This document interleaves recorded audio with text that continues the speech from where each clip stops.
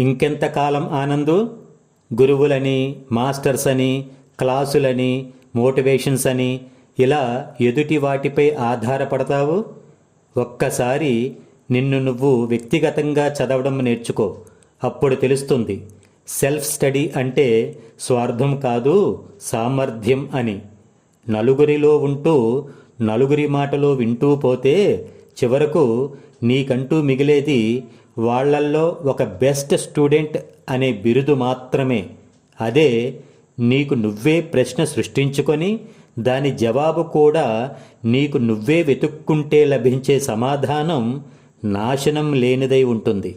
అంతేకాదు, నువ్వు ఒకరి మీద ఆధారపడి చివరకు నేను వెళుతున్న దారి సరైనదా కాదా అనే సందేహానికి తావే ఉండదు. నా మాట విని ప్రపంచాన్ని మంచి మనసుతో తెలివిగా ఉపయోగించుకుంటూ ప్రకృతిలో జీవించే విద్యను ఇది విద్య ఎలా అవుతుంది? ప్రకృతితో జీవించే సత్యాన్వేషివిక. నీకు, నిన్ను కన్నవాళ్లకు, నాలాంటి వాళ్లకు కూడా ఆనందాన్ని పొందే అవకాశం ఉంటుందయ్యా. జై హింద్.